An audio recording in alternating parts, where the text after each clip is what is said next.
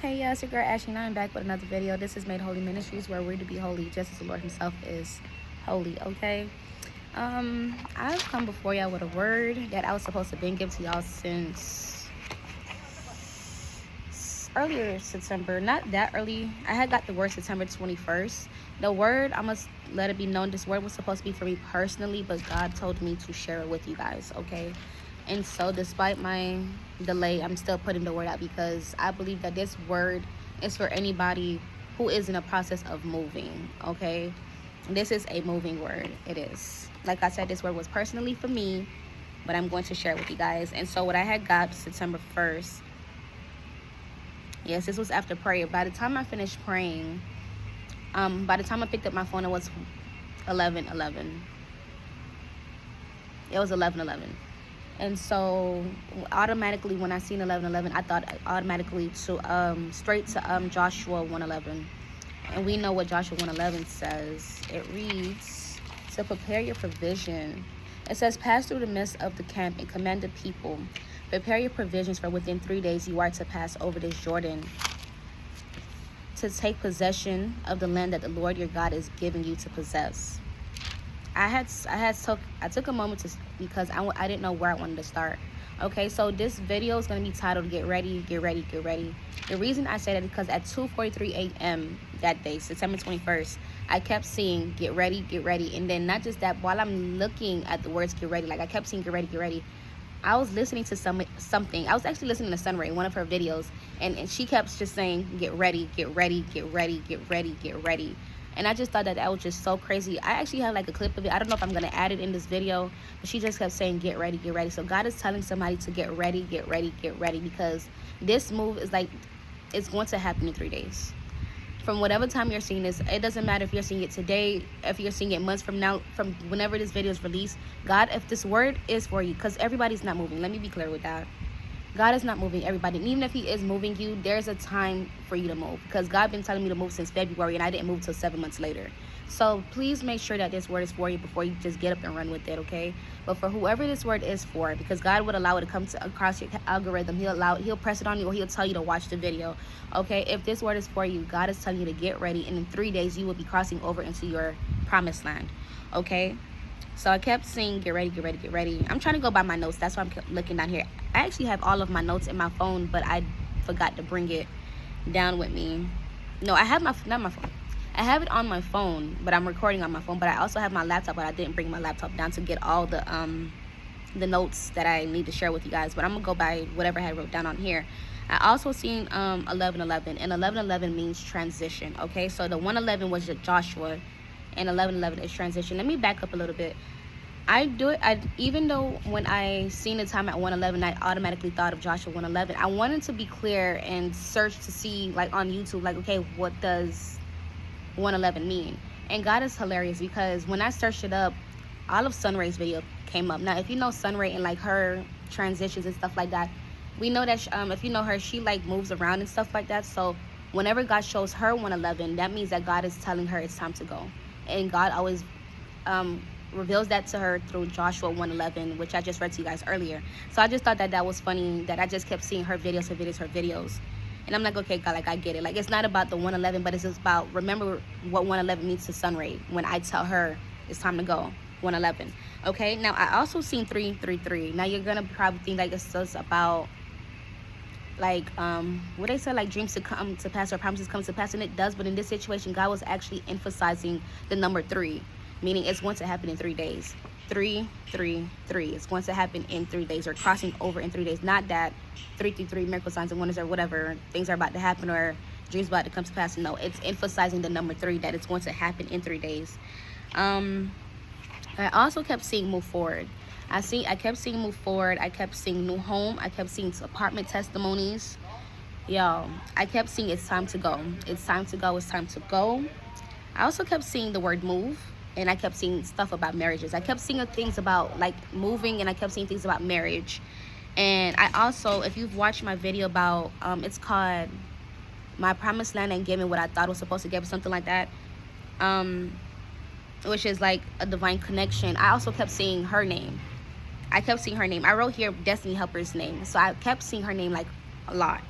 Okay, and the reason I mentioned all of these things that I've just revealed to you guys is because many of these things that I've just mentioned to you are tied to your crossover. It's tied to you crossing over into your promised land. Okay, so like moving forward, like the new home is gonna be in your promised land. The marriage is gonna it's gonna happen in your promised land. There may be a destiny helper for you. I'm gonna get there, but that all of that is tied into your promised land. It's tied to you moving over and crossing over to your promised land. And I hope I'm not speaking too fast. Okay, I'm gonna speak on Elijah because that's what God gave me. I kept hearing about Elijah. I'm just like, okay, what about Elijah? But I heard like a specific story about Elijah. Now this is about the reason most of you guys have to move now is because your provision is drying up where you are. I don't know if you're living with family right now. I don't know if you're living in a hotel right now. I don't know if you're living with your parents. I don't know who you're living with. I don't know if you were living on your own. Provision there is drying up. And God is like, you have to go to the next thing. And the next thing is you crossing over into your promised land. Now, for some of you guys, you may be moving directly to your homes. You may be moving directly to your house, your apartment, whatever the case is. But for some of you guys, if I could be honest, you're going to be moving in either to a hotel, into an Airbnb, or God may put it on the heart of somebody to allow you to come stay with them. Okay, which would be a destiny helper, a divine connection, or just a divine friend. Okay, and I'm going to read that part in Elijah. Okay, I'm gonna read that part here because I was like, ooh. All right, so this is in 1 Kings chapter 17. I'm not gonna read a lot. I'm just gonna read where he tells Elijah to go ahead and cross over. So I'm in 1 Kings chapter 17 at verse 2, and it says, and the word of the Lord came to him. Yeah.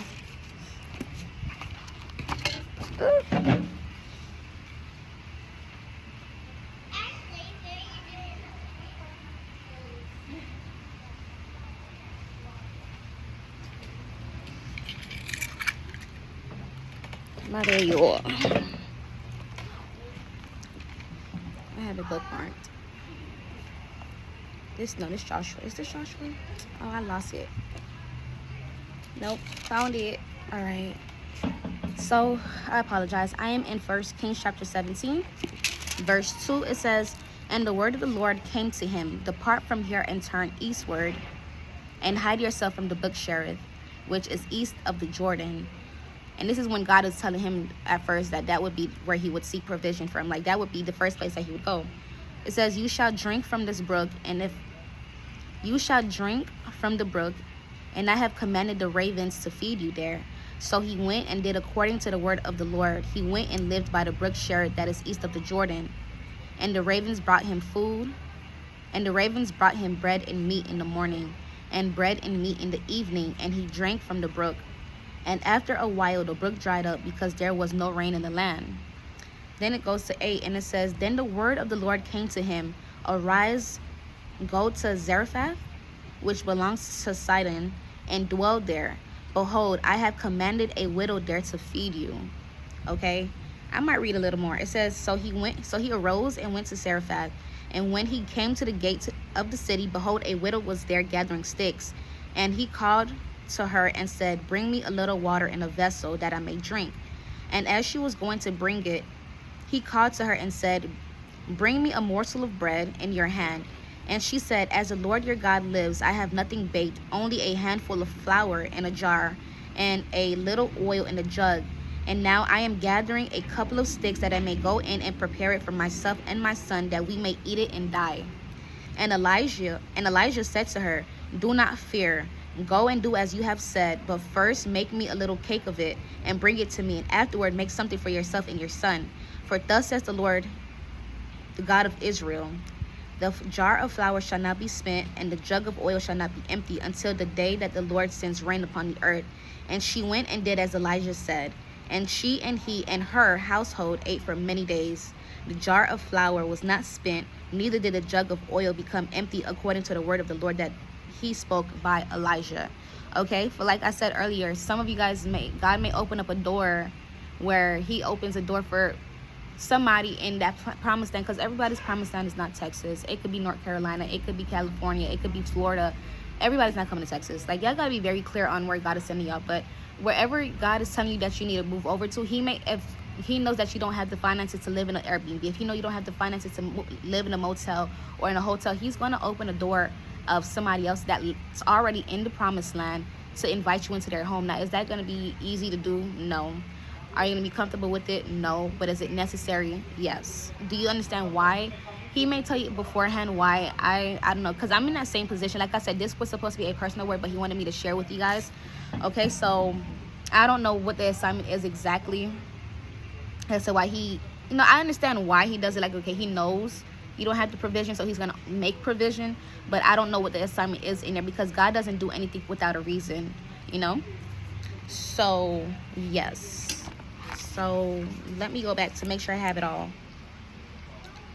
I do. So, once again, get ready, because you're crossing over into your Jordan. You're crossing over, not your Jordan, but you're crossing over the Jordan to go into your promised land.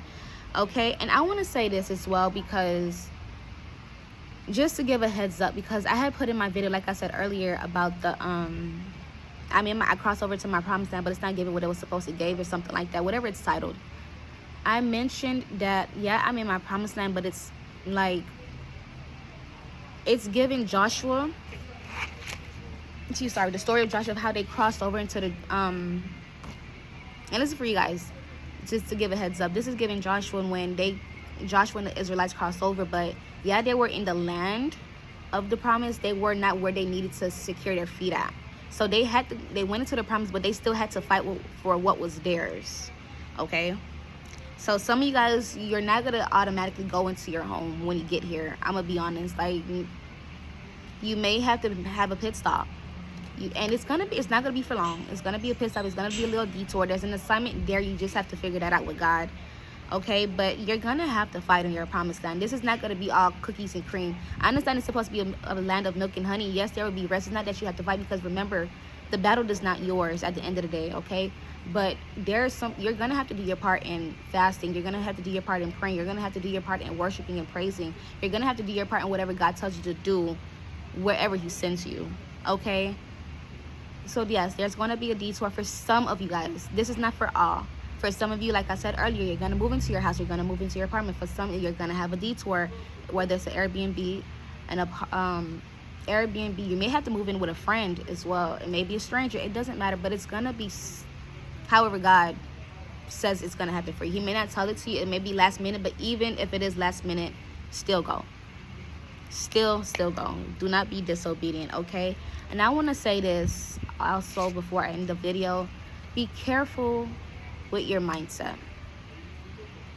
Don't come into the new with an old mindset, because it's going to be hard to receive certain things. It's going to be hard to hear from God. It's going to be hard to believe in the plans of God for your life with my old mindset, because it's not what you thought it was supposed to be, or it's not what God promised you. God didn't lie about His promise. The promise is still coming to pass at an appointed time. It's just that, like I said, there may be a detour for some of you guys. This is not for all, so I don't want everybody to get scared. You should know what God is telling you for you, okay? You should know. But get ready to move. Get ready to cross over. Many of you guys are crossing over in 3 days. 3 days, okay? No more than 3 days. If you've been seeing 111, he's saying Joshua 111. If you've been seeing 1111, that means transition. And for many of you guys, you have to understand that when transition happens, it happens fast. I remember when God was showing me transition, 1111. I'm like, God, like, what does 1111 mean again? Like, I don't know why I keep seeing it. He told me transition.